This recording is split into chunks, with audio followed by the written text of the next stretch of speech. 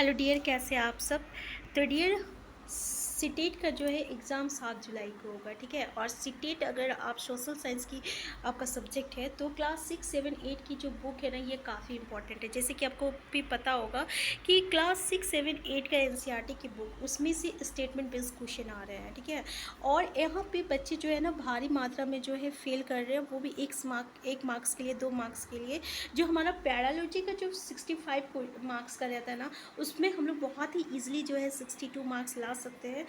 तो हम यहाँ पे आपको बताएंगे कि कैसे जो है हम लोगों को पैरालॉजी में जो है पूरा मार्क्स को गेन करना है। और बाकी जो है उसमें तो हम लोग को पढ़ना ही होगा। तो इसके लिए हम लोग एनसीईआरटी के एक एक पॉइंट को पढ़ेंगे। तो हम लोग आज स्टार्ट किए हैं क्लास 7 का ज्योग्राफी। और डियर, क्लास 6 और 7 का ज्योग्राफी पहले हम लोग कंप्लीट करेंगे, फिर हिस्ट्री करेंगे, फिर सिविक्स करेंगे। और अप्रैल मई तक जो है 6, 7 का कंप्लीट करेंगे और जून में जो है क्लास 8 का स्टार्ट करेंगे। तो बिना टाइम वेस्ट किए हम लोग स्टार्ट करते हैं आज का क्लास। तो चैप्टर है हम लोग का पर्यावरण। तो देखिए, हम उन्हीं बात को डिस्कस करेंगे जो कि एग्जामिनेशन पॉइंट ऑफ व्यू से इंपॉर्टेंट है, ठीक है। तो स्टार्ट करते हैं। तो डियर देखिए, जब हम लोग पर्यावरण के बारे में यहाँ पे देखेंगे, तो जैसे कि आपका ये जो रवि है ना, जब शिक्षक से पूछता है कि पर्यावरण है क्या, तो वो उसने बताते कि पर्यावरण जो रहता है ना, ये जो हमारे आसपास जो भी चीज़ है, जो भी हमें दिखाई दे रहा है, ठीक है, या तो वो लिविंग है या नॉन लिविंग, यानी हम लोग बोले जो कि जीवित है या अजीवित है, अजीव है, ये दोनों मिलाकर जो है हम लोग का पर्यावरण बनाता है, ठीक है। यानी पर्यावरण में हर चीज़ आ सकता है। अगर आप बोलो तो जैसे प्राकृतिक चीज़ें हो गई, जैसे पर्वत, नदी, पेड़ हो गया, मनुष्य हो गया, प्राणी हो गया, ठीक है, ये सब भी आ जाएगा। और जो मनुष्य द्वारा निर्माण किया गया है वो सब भी आ जाएंगे, जैसे कि सड़क हो गया, कार हो गया, कपड़े हो गया, किताब हो गया। तो इस तरीके से यहाँ पे टीचर उसको एक्सप्लेन करते हैं। तो डियर, यहाँ पे वो बता रहे ना कि जैसे जैसे आपकी मनुष्य का जो मतलब कि आकांक्षा बढ़ती गया, और उसमें जैसे जैसे मॉडर्नाइजेशन और डेवलपमेंट हुआ, इंडस्ट्रियलाइजेशन हुआ, बहुत कारखाने खुलने लगे, ठीक है ना। फिर इसी तरह ट्रांसपोर्टेशन सिस्टम का डेवलपमेंट हुआ। तो इससे क्या होता है ना कि परिवर्तन में आपका पर्यावरण में आपका परिवर्तन आने लगा। तो इस तरीके से डियर, पर्यावरण का घटक क्या हो गया, तो पहले वो तो बता रहे कि प्राकृतिक है, दूसरा बता रहे मानव निर्मित। तो मानव निर्मित में वो सब चीज़ें हैं जो कि मानव जो है अपनी सुख और सुविधा के लिए बना रहे हैं। और प्रकृति में क्या क्या आ गया, तो प्रकृति में जैसे कि आपका है स्थलमंडल, वायुमंडल, जलमंडल और सजीव जीवमंडल, ठीक है। और इसी तरह मानव भी जो है ना, ये आपका पर्यावरण का घटक आ गया। अब मानव में क्या क्या चीज़ आ गया, तो मानव से रिलेटेड हर चीज़, जैसे कि एक व्यक्ति है, फिर परिवार बनाया, फिर समुदाय बनाया, फिर धर्म का स्थापना हुआ, फिर शैक्षणिक हुआ, फिर आर्थिक हुआ, फिर राजनीतिक स्थिति होगा, ठीक है। तो इस तरीके से हम लोग देखते हैं ये सब जो है, ये सब एक तरीके से पर्यावरण का ही एक पार्ट हो जाता है। तो इस तरीके से हम लोग ये देखिए कि जितने भी सजीव प्राणी है, ठीक है, वो और जितने भी असजीव प्राणी है, यानी जिसमें जान नहीं है, तो ये दोनों का इंटरैक्शन, दोनों का जो आपसी का जो संबंध है, यही एक पर्यावरण को स्थापित करता है, एक पर्यावरण को बनाता है। तो डियर, यहाँ पे हम लोग क्या देख रहे हैं कि जितने भी मानव प्राकृतिक पर्यावरण में जितने भी पृथ्वी पर पाई जाने वाली आपका जीवित हो या अजीवित हो, दोनों परिस्थिति जो है यहाँ पे सम्मिलित है। तो यहाँ तक क्लियर हो गया। अब यहाँ से आपका कुछ चीज़ें जो है इम्पॉर्टेंट है। अगर हम लोग बात करते हैं पर्यावरण का, तो पता है ये ना एक इंग्लिश वर्ड से बना है, जिसका नाम मेरा कहने का मतलब है कि पर्यावरण मतलब हम लोग क्या इन्वायरमेंट कहते हैं। और ये इन्वायरमेंट जो रहता है एक आपका इंग्लिश फ्रेंच वर्ड से बना हुआ है, एनवायरोनेर और या एनवायरोनेर, ठीक है। इसका मतलब होता है प्रोस होता है, ठीक है। अब यहाँ पे देखो, आओ कुछ करके सीखे। ये एक तरह का पेडालॉजी क्वेश्चन है, ठीक है। एक पेडालॉजी क्वेश्चन है, जैसे कि आपका पेडालॉजी में से कितने आएगा, तो आपका 15 मार्क्स आएगा सीडीपी में, 15 मार्क्स रहेगा आपका इंग्लिश, और 15 मार्क्स रहेगा हिंदी, और 20 मार्क्स जो रहेगा सोशल साइंस में रहेगा, क्योंकि सोशल साइंस से पूरे 60 मार्क्स का क्वेश्चन में से 20 मार्क्स पेडालॉजी रहेगा, और बाकी 40 मार्क्स का जो क्वेश्चन रहेगा वो एनसीईआरटी की बुक से रहेगा। तो यहाँ पे देखो बोला गया है आओ कुछ करके सीखे। तो डियर, आपका पेडालॉजी क्वेश्चन में यहाँ से इस कॉन्सेप्ट से ना पूरे क्वेश्चन आते हैं, ठीक है। आपको 4 स्टेटमेंट दिया जाएगा, पूछा जाएगा अधिगम का सबसे अच्छा तरीका कौन सा है। तो देखिए अगर वहाँ पे आपको ऑप्शन में दिख जाए कि आप कुछ करके मतलब कि स्वयं करके देखो, करके सीखो, अभ्यास करो, इस तरीके के अगर आप लोगों को वर्ड दिखने को मिल जाता है स्टेटमेंट में, तो वो स्टेटमेंट जो रहता है बिल्कुल सही रहता है, ठीक है। या समझ के सीखो, ठीक है। तो इस तरह के स्टेटमेंट जो रहता है हमेशा सही रहता है। और पैडालॉजी में याद रखिएगा, कभी भी याद करना, रट्टा मारना या मेमोराइजिंग इस तरीके से वर्ड आपको दिखने को मिल जाए तो वो स्टेटमेंट बिल्कुल गलत रहता है। तो यहाँ पे हम आपका पैडालॉजी से आपका आज की ही में 7 मार्क्स का क्वेश्चन आंसर बता चुके हैं, अगर बता दिए। तो ये दोनों कॉन्सेप्ट को ध्यान में रखिएगा और आज के बाद अगर आप प्रीवियस ईयर क्वेश्चन कर रहे हैं तो ये दोनों चीज़ों को साथ में लेके चलिएगा, ठीक है। इसके साथ ही एक चीज़ आपको और भी देखना है, ठीक है, पॉजिटिव और नेगेटिव की बात है, ठीक है। आपको हमेशा आंसर में पॉजिटिव चीज़ें को निकालना है, ठीक है, और नेगेटिव चीज़ों को एलिमिनेट करता है। अगर आपका सेंटेंस ऑप्शन में पॉजिटिव है तो वो बिल्कुल सही रहेगा। खैर ये पैडालॉजी का बात है, तो हम लोग पैडालॉजी के क्लास में करेंगे। नेक्स्ट टॉपिक है हम लोग का प्राकृतिक पर्यावरण। तो देखिए प्राकृतिक पर्यावरण में कुछ कुछ पॉइंट है जो कि आपके एग्जामिनेशन पॉइंट ऑफ व्यू से इंपॉर्टेंट है। अगर पूछा जाए स्थल मंडल क्या होता है, तो स्थल मंडल जो है ना डियर, ये जो आपका पृथ्वी का ठोस प्रॉपर्टी होता है या कठोर ऊपरी परत होता है ना, उसको हम लोग स्थल मंडल कहते हैं। अब आपको ये पूछ दिया जाए कि स्थल मंडल में कौन कौन चीज़ें आ रहे हैं, क्या जो मैदान है, पहाड़ है, पठार है, या जो हम लोग के आसपास में जो भूमि हम लोग देख रहे हैं, या जो हम लोग कृषि जहाँ पे हम लोग क्या कहते हैं कृषि कर रहे हैं, या जो खनिज संपदा जहाँ से हम लोग खनिज निकाल रहे हैं, क्या ये, या वो घास स्थल जहाँ पशु चरते हैं, ये किस में आता है, तो ये सब डियर स्थल मंडल में आता है, ठीक है। नेक्स्ट पॉइंट हम लोग देखते हैं कि जल मंडल क्या होता है। तो जितना भी जल का क्षेत्र है, पानी का क्षेत्र है, वो आपका जल मंडल में आ जाएगा। जैसे अगर नदी का बात करें, झील, महासागर, ये सब क्या आ जाएगा, ये जल मंडल आ जाएगा, ठीक है। तो नेक्स्ट है हम लोग का वायुमंडल। देखिए वायुमंडल एक जो रहता है ना, पृथ्वी को चारों ओर से जो चारों ओर जो फैली हुई वायु होती है, उसकी जो पतली परत होती है ना, उसको वायुमंडल कहते हैं। और पृथ्वी का जो ये गुरुत्वाकर्षण बल होता है ना, जिसको हम लोग ग्रेविटेशनल फोर्स कहते हैं, ये वायुमंडल को क्या करता है, थाम के रखता है। और यही वायुमंडल जो रहता है ना, जो हम लोग के सूर्य से जो आपका गर्मी आ रहा है, इसके साथ साथ जो अल्ट्रा वायलेट रे आता है ना, ये एक हानिकारक रहता है, बहुत ही हानिकारक रहता है। इससे बहुत ही भयानक डिजीज़ होती है, स्किन डिजीज़। तो इससे ये हम लोगों को कौन बचाता है, यही वायुमंडल बचाता है। तो डियर इसमें जो है आपका कई प्रकार का गैस होता है, और धूल कण होता है, जल वाष्प होता है।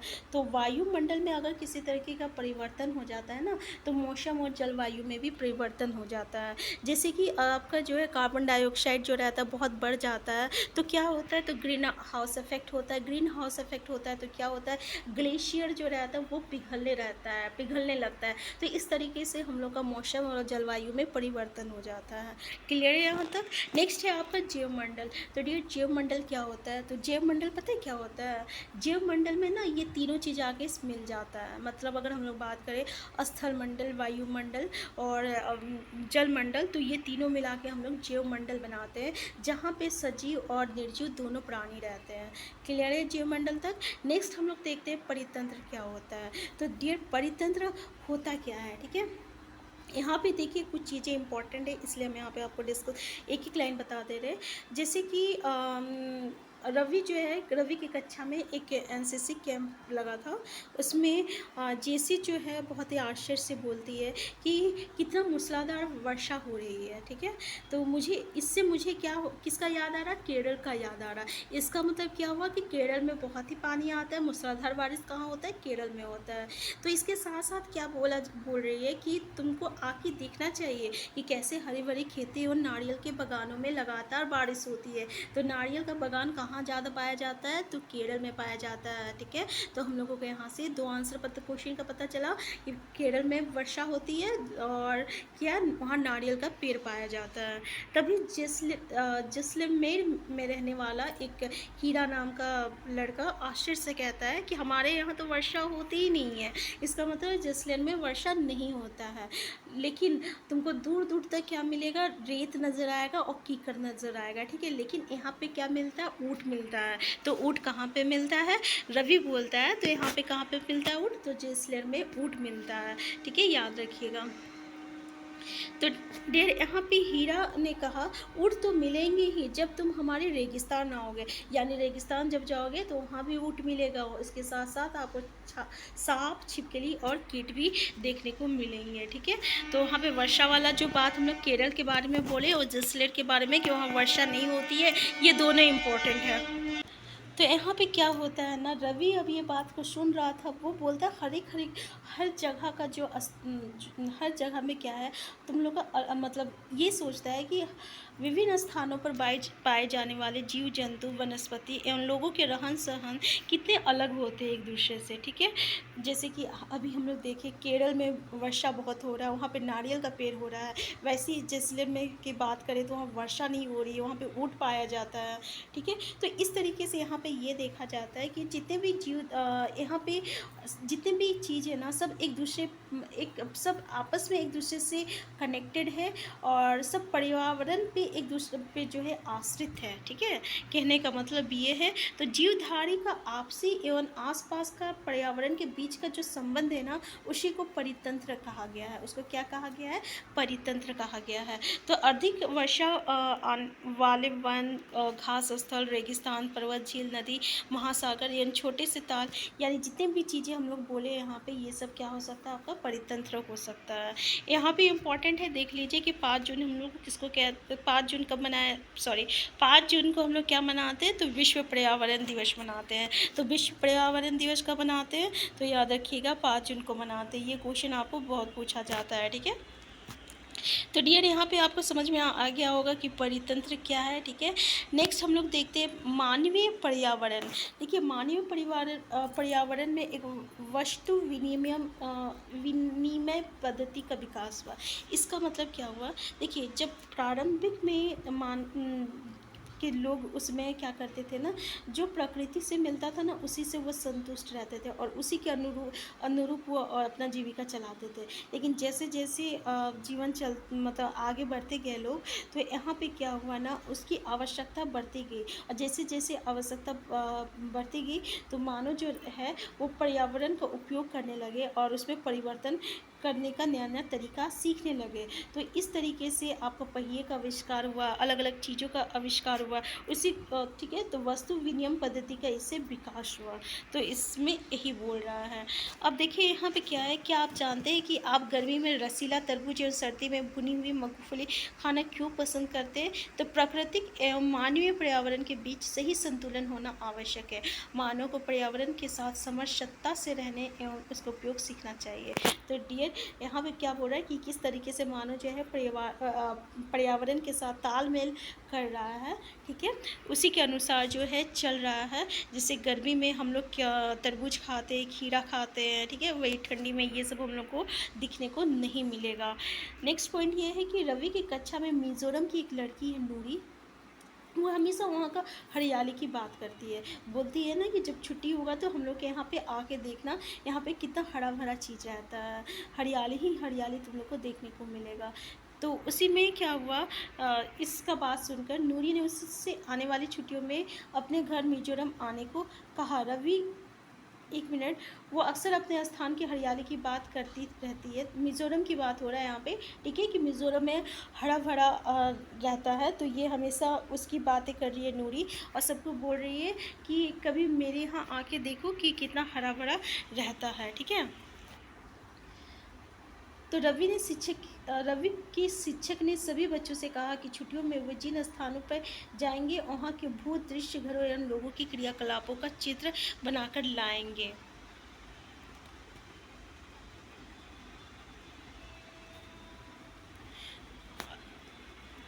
तो यहाँ पे देखिए डियर, यहाँ पे ये जो पॉइंट है ना यहाँ पे कि खेल का मैदान नष्ट होने के कारण रवि की उदासी देखकर नूरी ने कहा कि छुट्टियों में अपने घर मिजोरम आने को कहा।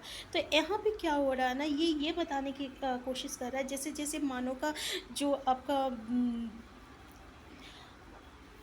डेवलप जैसे जैसे विकास हो रहा है, ठीक है, उसकी ज़रूरतें बढ़ रही है, वैसे वैसे क्या हो रहा है यहाँ पे, जितने जंगल है, ठीक है, उस सबको काट काट के इंडस्ट्रीज़ बनाया जा रहा है, घर बनाया जा रहा है, बड़ा बड़े अपार्टमेंट बनाया जा रहा है। तो इससे जो है आपका पर्यावरण किस तरीके से पर्यावरण में किस तरीके से क्षति पहुँच रहा है, तो ये बताने के यहाँ पे कोशिश किया जा रहा है।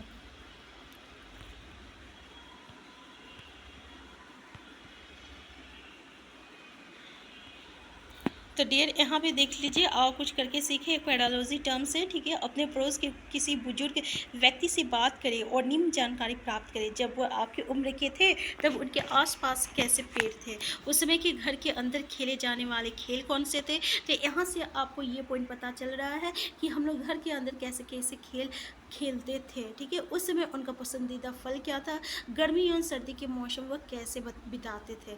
तो यहाँ से आपको ये भी क्वेश्चन निकलता है कि आपका गर्मी और यानी गर्मी में पाए जाने वाला फल, ठीक है, ये सब ये क्वेश्चन निकल रहा है और ये एक क्वेश्चन निकल रहा है, ठीक है। तो डियर यहाँ से पर्यावरण जो है हम लोग का पूरा कंप्लीट हो चुका है, और नेक्स्ट क्लास में जो है हम लोग नेक्स्ट टॉपिक को डिस्कस करेंगे। तो क्लास 7 का सेकंड चैप्टर हम लोग जो है नेक्स्ट क्लास में डिस्कस करेंगे, और क्लास 6 और 7 जो है हम लोग साथ में लेके चलेंगे। पहले क्लास 7 का 2 चैप्टर कंप्लीट करेंगे, उसके बाद क्लास 6 का, ठीक है। तो डियर हम फिर मिलते हैं, तब तक के लिए आप स्वस्थ रहिए, खुश रहिए, अपना ख्याल रखिए। Thank you.